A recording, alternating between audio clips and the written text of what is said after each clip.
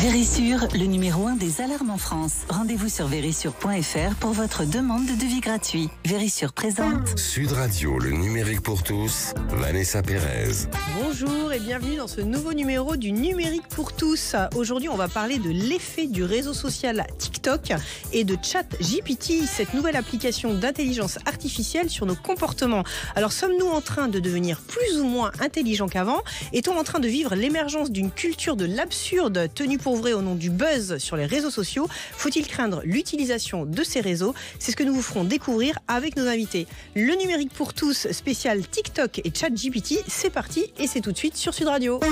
Sud Radio, le numérique pour tous, Vanessa Pérez. Et aujourd'hui dans le numérique pour tous, on va vous expliquer pourquoi, à cause ou grâce à la plateforme TikTok, 20% des jeunes estiment désormais que les Américains ne sont jamais allés sur la Lune, ou pourquoi plus de 16% d'entre eux estiment que la Terre est plate. Et oui. Et pour commencer, j'ai le plaisir d'accueillir Jean-Philippe Dubrul, directeur de clientèle au sein de l'Institut de sondage IFOP. Jean-Philippe, bonjour. Bonjour. L'IFOP a récemment justement sorti une étude sur la mésinformation des jeunes et leur rapport à la science et au paranormal à l'heure des réseaux sociaux, et les constats sont sidérants. En quelques mots, est-ce que vous pourriez nous rappeler d'abord, Jean-Philippe, ce qu'est TikTok pour ceux qui ne le connaissent pas encore, et on va parler de cette étude.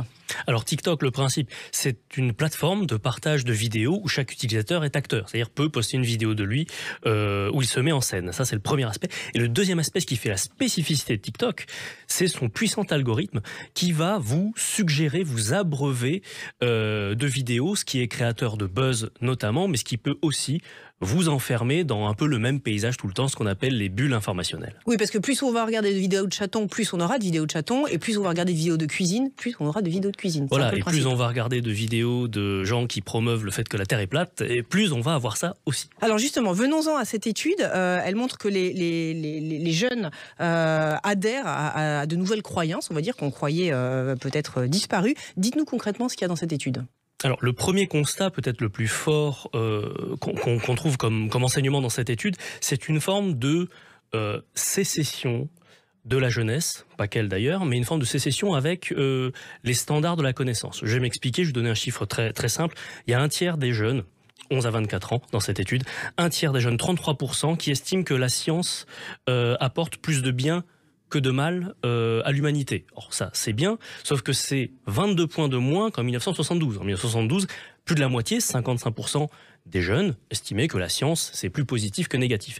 Donc on a un recul énorme et on a finalement que un tiers des jeunes qui croient dans les bienfaits de la science dans l'absolu pour l'humanité. Ça, c'est le premier enseignement, c'est faible, effectivement. Voilà, qui nous indique qu'il y a une défiance à l'égard des standards de la connaissance qu'on a jusqu'ici. Et les conséquences, elles sont très concrètes, vous les avez évoquées en intro, c'est l'adhésion à des croyances, à des opinions, parfois farfelues ou parfois qui sont du registre, pour le coup, de la croyance pure et simple, en dehors de la science. Exemple, 27% des jeunes, aujourd'hui en France, estiment que l'être humain ou le monde a été créé par une force spirituelle supérieure, par exemple. Donc on est dans la croyance dans le créationnisme, aujourd'hui c'est 27% des jeunes. Le platisme, la Terre est plate, c'est 16% des jeunes. La croyance dans les arts occultes, que ce soit l'astrologie, la sorcellerie, le maraboutage, voilà, toutes ces ce qu'on pourrait qualifier de superstitions ou de croyances occultes, 59% des jeunes, une majorité, croient à au moins l'une d'entre elles, contre 21% des gens hors de cette classe d'âge. Donc on voit qu'il y a une accentuation, en tout cas, ce qu'on mesure dans cette étude, pour résumer, c'est une accentuation de la perméabilité de la jeunesse à des croyances qui sortent du domaine de la rationalité scientifique, telle qu'on l'entend, en tout cas, jusqu'ici.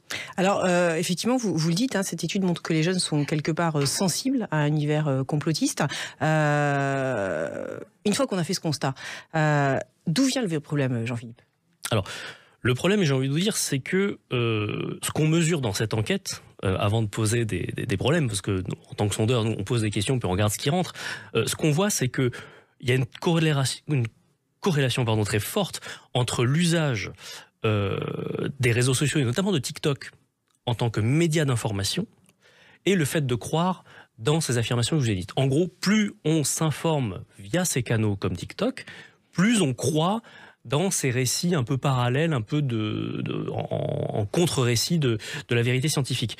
Donc, cette mésinformation, finalement, qui est le résultat de cette étude, on mesure une mésinformation, elle viendrait, d'après nos résultats, d'un mésusage, finalement, du fait qu'on utilise TikTok, notamment, comme un média d'information, ce que n'est pas TikTok, puisque j'en reviens à la définition qu'on donnait tout à l'heure. TikTok, c'est une plateforme de divertissement avant tout. Au départ, c'est regarder des gens danser pendant 10 secondes. C'est ça la base de TikTok.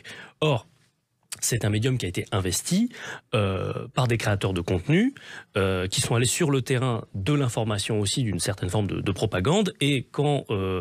vu que c'est pas censé être un média d'information, il n'y a pas de filtre, il n'y a pas de régulation, et donc vous ajoutez à ça l'effet bulle de filtre dont on parlait tout à l'heure. En gros, vous abreuvez des gens de discours informationnels alors qu'ils sont pas là pour ça au départ, et c'est comme ça que vous créez ces croyances un peu parallèles, et que leur essor se poursuit dans la jeunesse. Si je pousse votre raisonnement jusqu'au bout, on a des influenceurs peut-être qui seraient pas forcément bienveillants, qui vont se dire qu'au nom du buzz, ils vont pousser une fausse information, il faut boire de la javel, la terre est plate, pour justement créer de l'émotion auprès des plus incrédules et susciter justement l'intérêt des vidéos. C'est comme ça qu'il faut le comprendre ?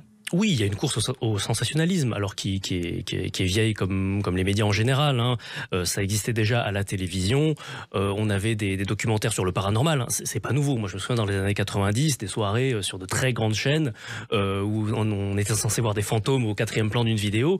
Ça existe encore aujourd'hui à la télé avec des programmes qui usurpent l'identité graphique des documentaires pour nous parler, pour nous dire que les pyramides d'Égypte ont été bâties par des anciens astronautes. Donc ça, c'est pas nouveau, ce sensationnalisme-là. Mais c'est vrai qu'avec la dynamique des réseaux sociaux, avec la puissance des algorithmes, en effet, vous pouvez rapidement vous trouver enfermé dans cette bulle par des entrepreneurs du buzz. Comme vous le disiez, en effet, on peut se rassurer en se disant que les gens qui promeuvent ces contenus-là ne sont pas aussi atteints eux-mêmes, en quelque sorte, mais finalement ont un intérêt à le faire. Par contre, l'élément délétère, c'est qu'ils emportent avec eux des masses d'utilisateurs. Et pour vous, c'est un problème de régulation ou d'éducation, justement? Est-ce que les parents doivent être vigilants, ou alors est-ce qu'il faut que ces plateformes soient encore plus régulées? Alors, les deux, mon capitaine, j'ai envie de vous dire. Sur la régulation, bien évidemment qu'elle m'apparaît nécessaire, d'autant plus que, voilà, ce qu'on s'est dit ici, c'est que TikTok, à la base, est une plateforme de divertissement. Or, des gens la mésutilisent en tant que plateforme d'information. Or, l'information en France, en tout cas, c'est régulé. Des journalistes sur des médias, ici comme à la radio d'ailleurs, ne sont pas censés dire n'importe quoi. Quand même, donc il vaut mieux, déjà, la régulation, oui, elle doit se faire, parce que ce sont des médiums qui servent d'information. On peut s'inquiéter après du fait que, est-ce que le régulateur, est-ce que le législateur saura un peu ce qui touche comme matière s'il régule. Et en matière d'éducation, enfin, oui, il y a une éducation. L'éducation aux médias, j'y crois moyen, parce que les fact-checkers, ça a été un peu la panacée dans les années 2000. On nous a dit ça va tout révolutionner, ça a révolutionné rien du tout. Donc plutôt qu'une éducation à l'information, peut-être une éducation davantage à l'esprit critique, promouvoir cet esprit critique, sachant que, je vais terminer là, l'esprit critique, c'est pas la défiance. Attention à pas confondre les deux. L'esprit critique, c'est mettre les choses en perspective, multiplier les sources d'information, et en multipliant les sources d'information, en les diversifiant, on sort des bulles de filtre et on peut, je pense, accéder à une information plus saine. Merci beaucoup Jean-Philippe pour votre éclairage. Alors, pour mieux comprendre ce réseau TikTok, je vais me tourner vers notre deuxième invité, Denis Malingro, qui est un expert du numérique et qui passe des heures sur Internet pour essayer de mieux comprendre les algorithmes qui orientent peut-être notre choix. Denis, bonjour. Denis, j'aimerais savoir, on a une idée précise du temps que passent les Français sur TikTok, et en particulier les plus jeunes? Bonjour Vanessa. Précise, pas vraiment, mais si on regarde les derniers chiffres dont nous disposons, publiés il y a quelques jours, on voit qu'en moyenne en France, proche d'ailleurs de la moyenne mondiale, on a à peu près tout âge confondu, et uniquement pour Android, donc 75% à peu près du parc des smartphones, 21 heures, donc à peu près 5 heures par semaine, 21 heures par mois, passées par les Français sur TikTok. Donc cette information, elle est certes intéressante, mais je pense que nous pourrions avoir davantage de granularité, en particulier sur les générations les plus jeunes. Il faut savoir que pour la France, nous avons à peu près 40% des adultes de plus de 18 ans qui sont disponibles, on va dire, pour les audiences publicitaires via TikTok. Mais si vous souhaitez, par exemple, connaître l'audience des 13-17 ans, ByteDance, la maison mère de TikTok, ne va pas vous fournir ces chiffres. Alors, pourquoi je vous mets cette information en avant? C'est parce que je pense que nous avons un véritable sujet. Si vous regardez ce qui est fait aux États-Unis, le Pew Research Center, l'un des grands instituts d'études américains, a montré que à peu près 70% des 13-17 ans aux États-Unis utilisent TikTok aujourd'hui. Et un quart de ces utilisateurs revendiquent l'utiliser constamment. Alors, vous voyez, typiquement là, je pense que nous gagnerons, vous venez de parler avec votre premier invité de la question de la régulation, nous gagnerions à avoir les données d'une part d'Apple pour iOS et d'autre part de Google pour Android, afin de savoir très concrètement combien de temps nos jeunes, nos plus jeunes, les 13-17 ans en particulier, passent sur cette application qui, je dois le rappeler, dans les tout derniers chiffres, est désormais l'application, le réseau social le plus utilisé aujourd'hui dans le monde. Alors, Denis, il faut rappeler que TikTok, c'est une plateforme chinoise et il semble que les contenus diffusés en Chine ne sont pas du tout les mêmes que ceux que l'on trouve en Europe. On est sur du divertissement en Europe et on est davantage sur, entre guillemets, de l'éducation en Chine. Vous auriez des éléments concrets qui illustrent ce constat ? C'est en effet une information qui a été révélée par Tristan Harris, hein, le très sérieux Tristan Harris, ex-digital ethicist de Google, qui est un peu devenu le porte-parole hein, des enjeux de l'économie de l'attention, hein, de la captation d'attention à une fin économique. Il a affirmé récemment dans une émission célèbre aux États-Unis que nous avons en effet deux versions. Une version chinoise qui va faire la promotion de contenu éducationnel, et puis une version occidentale qui, d'après Tristan Harris, serait en quelque sorte le nouvel opium numérique du peuple. Vous savez, j'ai souvenir d'un tweet il y a quelques mois auquel j'avais été exposé qui disait TikTok est la forme de cocaïne numérique la plus pure que nous ayons jamais inventée à ce jour. En réalité, je pense en effet que nous avons là un sujet. Alors, sans tomber dans une forme de complotisme, c'est une question, y a-t-il un intérêt géopolitique pour la Chine d'abrutir en quelque sorte notre jeunesse occidentale et à contrario de s'assurer avec, par exemple, une limite de 40 minutes par jour en Chine, d'avoir une jeunesse qui préserve du temps disponible à la formation, à la lecture. Voilà une question ouverte, mais je pense que la prudence nous invite d'une part à questionner la source de Tristan Harris, malgré tout le sérieux que je lui porte, et puis d'autre part de rester tout de même prudent sur les intentions réelles de la Chine à notre égard. Merci beaucoup Denis pour votre éclairage sur cette plateforme. Restez avec nous, dans quelques instants nous rentrerons dans les coulisses de ChatGPT, cette nouvelle application d'intelligence artificielle accessible à tous et qui permet de générer du contenu, que ce soit pour écrire les dissertations des plus jeunes ou les exposés des plus grands. Le numérique pour tous spécial TikTok et ChatGPT, ça continue dans quelques instants et c'est sur Sud Radio. Vérissure, le numéro 1 des alarmes en France. Rendez-vous sur vérissure.fr pour votre demande de devis gratuit. Vérissure présente. Sud Radio, le numérique pour tous, Vanessa Pérez. Et aujourd'hui, un numérique pour tous spécial TikTok et ChatGPT. Denis Malagro, on vous retrouve pour nous expliquer justement en quoi consiste cette application d'intelligence artificielle ChatGPT, vous qui avez passé plusieurs heures, voire plusieurs nuits sur cette application. Plusieurs jours, il faut dormir la nuit, mais c'est important. Alors, moi, ChatGPT, pour faire simple, même si beaucoup d'entre nous en avons déjà entendu parler, c'est ce que l'on peut appeler un assistant conversationnel. Hein. On va poser des questions et grâce à la grande machine dite de l'intelligence artificielle, en particulier la fameuse technique de l'apprentissage profond, hein, c'est évolutionnaire, contrairement à l'idée qu'on peut s'en faire de révolutionnaire, on va obtenir toute une série de réponses plus ou moins correctes en fonction de la précision et de la nature de la requête. Donnez-nous un exemple, par exemple, sujet. Très concrètement, ChatGPT va être intéressant pour vulgariser des concepts. Vous pouvez par exemple lui demander d'expliquer l'informatique quantique à un enfant de 5 ans. Et donc, il va faire en sorte de présenter la logique de qubits, hein, vous voyez, les 0 et les 1. Je ne suis pas un spécialiste, mais il va le présenter sous la forme de la magie, par exemple, d'un jeu de magie. Ou vous pourriez demander, plutôt en anglais, d'expliquer comment fonctionne le protocole complexe Bitcoin dans le style de Donald Trump. Vous allez donc avoir toute cette emphase, cette hyperbole, un peu simplifiée à la Donald Trump pour envoyer un message très clair. Donc, pour la vulgarisation, l'outil ChatGPT est vraiment intéressant, tout comme d'ailleurs, et c'est directement lié, pour la synthétisation de certains concepts, voire à l'avenir peut-être d'actualité. Alors, il a beaucoup fait réagir cet outil dans le système éducatif et il y a même certains établissements du côté de New York qui ont décidé de l'interdire, l'usage sur le campus. Quelle position adopter? C'est une bonne chose? C'est dangereux, cette intelligence artificielle? Comment la voyez-vous? Comme toute technologie, évidemment, elle peut amener des craintes, des inquiétudes et légitimes.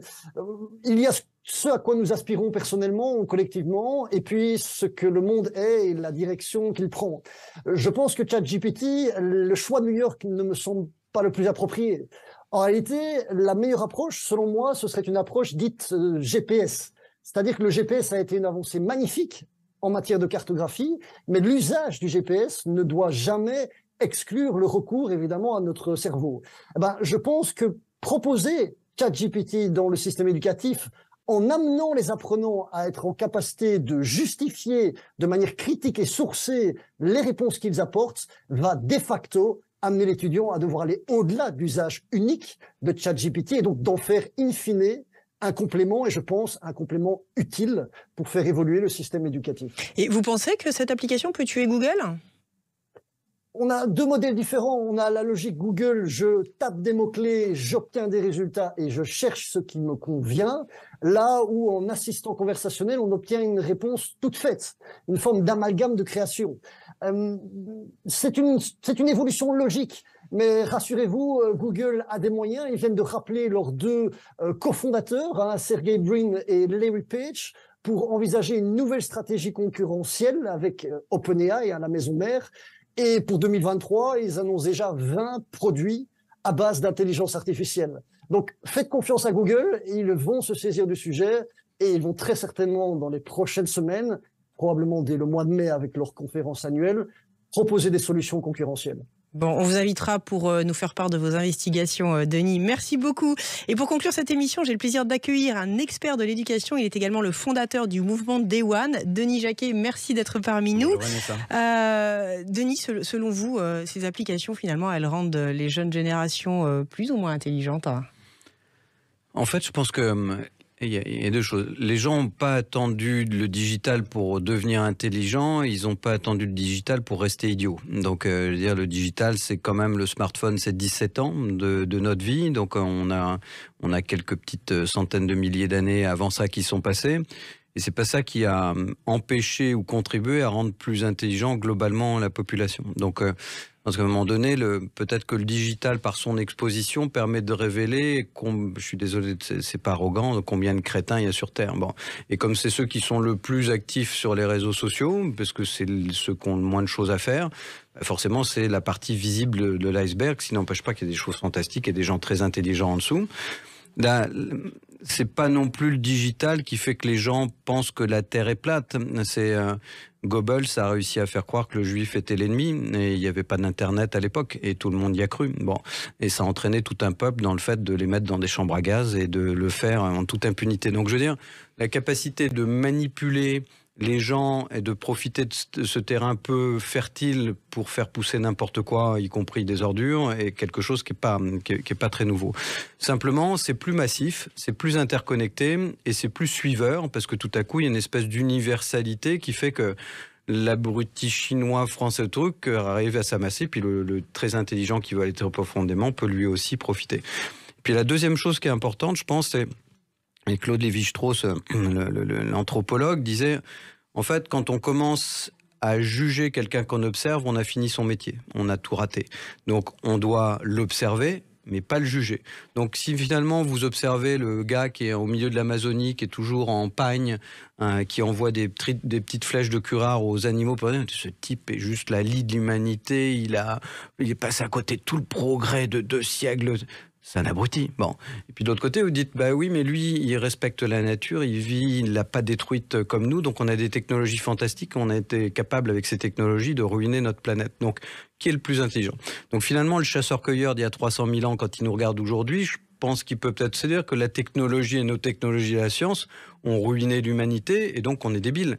Et donc aujourd'hui, quand on dit que nos enfants deviennent idiots, il y a du pour et du contre parce qu'on les juge par rapport à notre référentiel. Et en France, notamment, classement, les grandes écoles, les prépas, les maths, l'esprit critique, littéraire. Mais si l'être humain de dans 100 ans, c'était plus celui d'aujourd'hui. Si on commence à le juger avec les critères possibles de demain, peut-être qu'on considérera qu'il est intelligent, mais d'une autre forme d'intelligence. Donc, je pense qu'il faut pour l'instant observer, regarder, et nous, en tant que parents, faire en sorte que nos enfants ne passent pas 5 heures par jour, parce que je pense que 21 heures, on est très en dessous. Si je regarde ma fille, si je la contrôle pas, c'est pas 21 heures par mois, c'est 21 heures par semaine. Bon. Et vous ne lui dites rien. Donc, mais si, on essaye de faire son choix, mais c'est tellement facile de glisser parce que 10 minutes par-ci, 10 minutes. Elle danse, c'est une super danseuse, donc elle passe ses chorégraphies. Quant à la Chine, c'est très clair qu'aujourd'hui, rappelez-vous, au XVe siècle, on est arrivé français-anglais, on a dévasté la Chine et on l'a opiumisée. Je suis assez persuadé, enfin, on en a parlé d'ailleurs dans mon bouquin sur la Chine, que la Chine nous fait la même chose à l'envers avec le digital aujourd'hui. Éducatif chez eux, comme Steve Jobs interdisait tous les éléments connectés chez lui, parce qu'il se dit, tous les autres deviendront des crétins, mais pas toi mon fils. Bon. Donc du coup, voilà, je pense que le digital a ce défaut de continuer à rester à la surface des choses et de déjà les mettre en profondeur, de privilégier la quantité sur la qualité, de plus réfléchir mais de se positionner, de plus véritablement agir mais réagir. Donc du coup, on reste vraiment à la surface des choses. Donc tout ça fait que les premières études sur la mémorisation, sur la concentration sont catastrophiques par rapport à notre référentiel à nous. C'est-à-dire que ce sont des pathologies pour lesquelles on donne des médicaments à des enfants aujourd'hui sur la faiblesse de concentration.